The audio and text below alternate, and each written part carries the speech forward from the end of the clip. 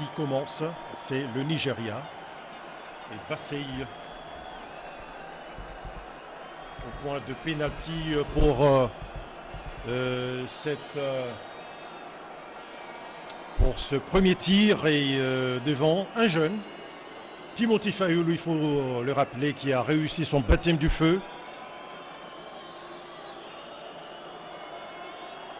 en juin dernier lors de la trêve internationale à Orléans pour la deuxième victoire de la série de la RDC face à Madagascar 3-1. Timothy Fayulu face à Bassey, c'est dans le décor. C'est dans le décor, on croise le doigt. On croise le doigt, parce qu'avec l'arbitre Jalal, je pense qu'il faudrait que la chance seulement puisse départager. Du pied gauche, donc, Bassey envoie la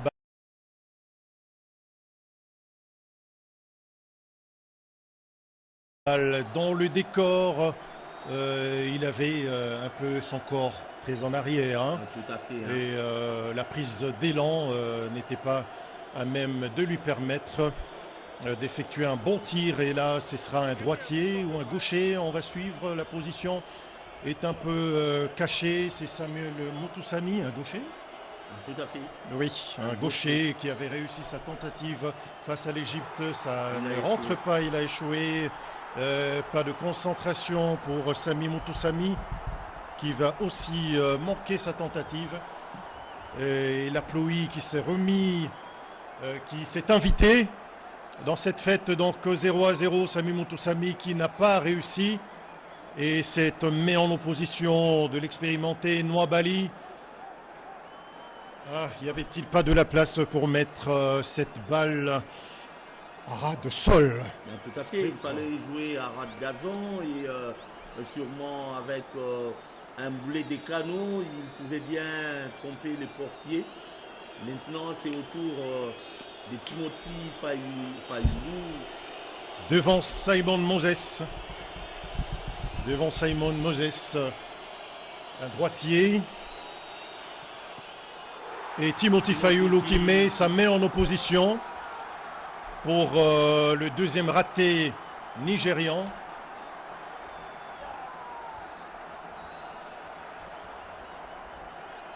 Il n'avait pas tort de le proposer, Timothy Fayulu, qui n'a pas mordu à la fin. En dehors de Robert Kidiaba, il y a également Mayala qui est, oui.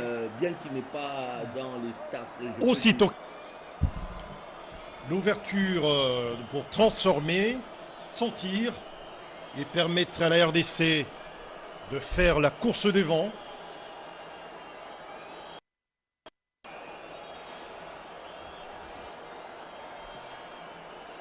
Il y a des projectiles apparemment ou c'est une bouteille juste qui est tombée Il y a des supporters nigérians qui sont juste derrière la cage de Nwabali qui cherche à perturber l'attention. Il a pris une longue prise d'élan et qui le transforme de force du côté où le gardien est parti.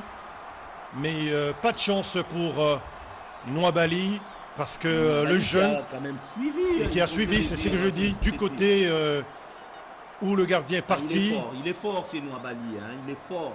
Malgré qu'il est battu, mais on sent qu'il a été du bon côté. Absolument, il est parti du bon côté, congratulé par Steve Kepwadi et Gaël Mokaou. 1 pour la RDC, 0 pour le Nigeria. Ce sera le troisième tireur nigérian. On va suivre. C'est Akor Adams. Akor Adams pour le troisième tir nigérian. À suivre peut-être Timothy Fayulu. Ça rentre. Et le Nigérian qui a remis le pendule à l'heure. Place au troisième tireur congolais.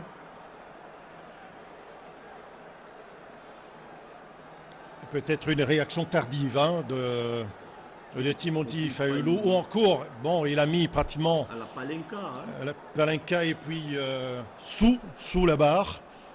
ce qui est très difficile pour le gardien de but. Soit que vous cognez la très tête difficile pour le gardien. au niveau de la barre transversale ou encore On va suivre le troisième tireur congolais. Touanzebe sûrement. Touanzebe, un défenseur, c'est souvent laborieux pour les défenseurs au tir au but. Touanzebe, oh là là, Touanzebe qui rate. Touanzebe qui rate, qui n'a pas choisi le bon côté. Cédric Bakambu qui s'étonne. Bon, enfin, c'est une soirée très très compliquée et cette pluie qui a peut-être compliqué. Il faut dire que ce n'était pas trop bien tiré, sincèrement. Ce n'était pas trop bien tiré. Est-ce qu'il y a eu la séance à l'entraînement? On commence à se poser la question.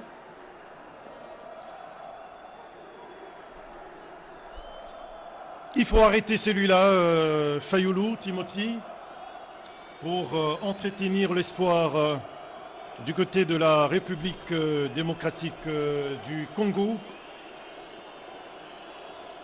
Très difficile, un autre nouvel entrant, Bruno. De forcer du pied gauche pour donner l'avantage au Nigeria.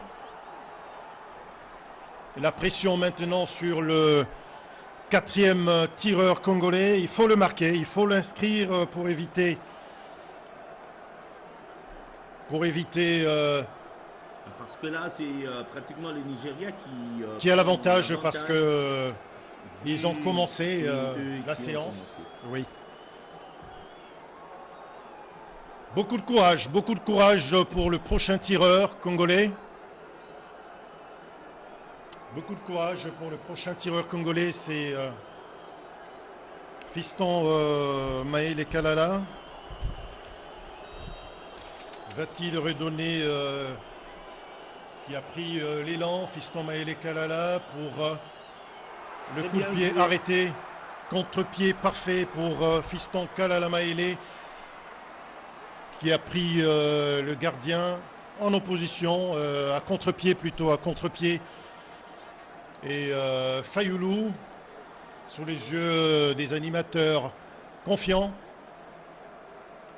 on revoit avec beaucoup de calme Fiston Maël Kalala qui a pris à contre-pied le portier, qui a tenté d'aller du même côté que lors de la deuxième tentative des Congolais.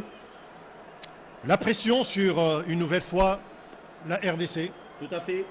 Avec un arrêt de Timothy Fayoulou, ça pourrait baisser la tension sur les derniers tireurs de la RDC. Et donc, Timothy Fayoulou a pratiquement toute la responsabilité. Et du coup, oh là là, ça rentre, mais le projectile, est-ce que ça n'a pas perturbé le portier? Est-ce que ce ne serait pas un pénalty à refaire, à retirer? Il y a eu le projectile avant la balle. Est-ce que le gardien de but n'a pas été perturbé? Regardez-moi ça. Pris à contre-pied. Le projectile est venu au moment où le gardien était concentré sur le tireur. Franchement, il y a un tas de questions à poser franchement à certains de nos arbitres. Aujourd'hui, nous avons un ancien arbitre congolais qui a pris les commandes au niveau africain en ce qui concerne ces zones à noir. Balikwisha. Le jeune Balikwisha pour sa première apparition sous les couleurs de la République démocratique du Congo de force. Il s'est acquitté de ses responsabilités. Et oui, il n'a laissé aucune chance au portier nigérien Nwabali. Et on est maintenant dans la série. En dehors des Fiston Maël qu'il a pris à contre-pied, pour les autres tirs, il suit quand même la trajectoire, bien que c'est puissant et peut-être que ça arrive à les dépasser à une vitesse un tout petit peu supérieure, mais il va toujours du bon côté. Fayoulou pour le 6e tireur nigérian. C'est le défenseur central, c'est ça?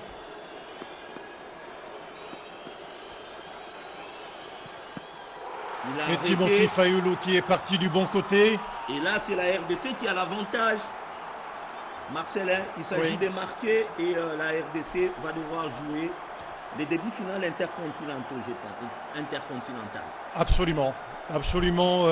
La pression maintenant sur le prochain tireur congolais. Et là, on va devoir... Le réalisateur a braqué les deux côtés. Les Nigérians qui sont un tout petit peu déçus. Et les Congolais qui sont en train de jubiler. Il est imperturbable, ces garçons. Il est imperturbable. Oh là là, qu'est-ce qu'il nous a fait, Timothy Fayulu? On jubile peut-être très tôt du côté congolais. On va attendre. On va attendre. Après ces ratés de Semi Agile. Chancel Mbemba Mangulu. Va-t-il nous refaire le scénario de l'Égypte? Chancel Mbemba Mangulu. Centre! La RDC est passée pour le tour suivant. Chancel Mbemba Mangulu déjà, qui a donné la victoire à la République démocratique du Congo en demi-finale des barrages, vient d'envoyer la République démocratique du Congo au barrage intercontinental. RDC 4, Nigeria 3. Victoire au tir au but après que la RDC est égalisée. Fanfan Bitangilai, c'est une manière de finir le week-end. La RDC poursuit son chemin pour la qualif à la prochaine Coupe du Monde de la FIFA, États-Unis, Canada, Mexique 2026. Ce n'est pas volé, mais c'est totalement mérité pour les Congolais qui ont outrageusement dominé la partie Fanfan Bitangilai. Il y a de l'émotion dans notre regard. Robert Kidiaba, qui est chargé des gardiens, avait raison de faire ces remplacements. Et là, Roger Itoto au côté. Très émotionné. Roger Itoto qui était déjà de l'aventure en 1998. Tout à fait. Troisième avec la République démocratique du Congo. Sous ce regard. Également, les Mayala, les Tokala. Lorsque je parlais des Mayala, il est dans intendant aujourd'hui de l'équipe. Sûrement que lui aussi parle avec ses joueurs pour Osimhen qui remercie, qui apparemment encourage ses coéquipiers. Ils ont eu le mérite d'avoir fait le déplacement du Maroc, de la capitale marocaine, Fanfan Bitangilai. Ces nombreux animateurs qui ont redonné de l'énergie, de l'ambiance et du patriotisme, qui ont transmis le patriotisme à leurs compatriotes sur la pelouse. 4 travaille beaucoup les séances de pénalty aux entraînements. Le team est très performant dans ce domaine-là. J'ai eu une discussion hier à l'entraînement avec lui. Il m'avait dit qu'il avait connu une situation pareille quand il était à Sion. Il était rentré pendant une séance de tir au but et c'est comme ça qu'il avait pris le poste. Du coup, sur le moment, j'avais ce pressentiment-là. J'en ai fait part au coach à la mi-temps des prolongations. Je lui ai demandé de garder un changement au cas où, parce que je chantais team sur la séance des pénalty et Dieu merci, ça nous a réussi ce soir. On travaille beaucoup les séances de pénalty.